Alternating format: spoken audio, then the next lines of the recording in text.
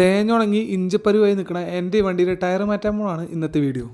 ഞാൻ നിങ്ങൾക്ക് മുന്നിൽ ഒരു കാര്യം അവതരിപ്പിക്കുന്നുണ്ടെങ്കിൽ അതിനൊരു മിനിമം ഗ്യാരണ്ടി എന്തായാലും ഉണ്ടാവും. അപ്പോൾ എനിക്കാരെ ഗ്യാരണ്ടി? സുധീഷ് ഏട്ടൻ. അതെ, സുധീഷ് ഏട്ടൻ്റെ ശിവ ടയറൊക്കെയാണ് ഞാൻ എൻ്റെ ടയർ മാറ്റാൻ വേണ്ടി വന്നത്. നാട്ടുകാരുടെ മുന്നിൽ ശിവ ടയറും സോഷ്യൽ മീഡിയയിലും ദ ടയർ ഡോക്കുമാണ് ഇതിൻ്റെ പേര്, ഈ കടയുടെ പേര്.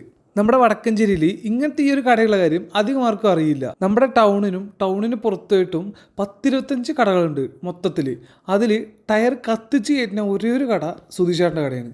അതാണ് എന്നെ ഏറ്റവും ഞെട്ടിച്ചത്. കാരണം കഴിഞ്ഞ പ്രാവശ്യം വാങ്ങിയ ടയർ അത് കത്തിച്ച് കയറ്റാൻ പറ്റാതെ അതിൽ ട്യൂബ് ഇട്ടുകൊണ്ട് നടന്നൊരവസ്ഥ എനിക്കുണ്ടായിരുന്നു. എന്തുകൊണ്ട് എൻ്റെ വണ്ടിക്ക് സെക്കൻഡ് ഹാൻഡ് ടയർ ഉപയോഗിക്കുന്നു ചോദിച്ചു പറഞ്ഞാൽ, ഇതാ പുറകിൽ നിൽക്കുന്ന ലോറിയില്ലേ, ആ ലോറിൻ്റെ ഒരു ടയറിൻ്റെ വില വരുന്നത് അതെ 20,000 രൂപ പുറത്ത് ഈ ടയറിന് വിലയുണ്ട്.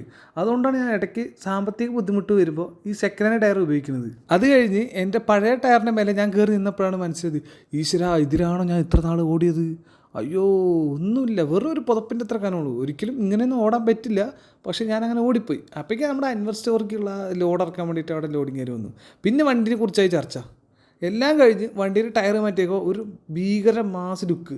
അത് കഴിഞ്ഞ് വണ്ടി നേരെ അനിയനടുത്ത് കൊണ്ടുവന്ന് ഓടിച്ച് നോക്കി, ഓക്കെ സെറ്റ്. നിങ്ങൾക്ക് ഇതുപോലെ വില കുറവിൽ ടയർ വേണമെങ്കിൽ സേവ് ചെയ്ത് വെച്ചോളൂ.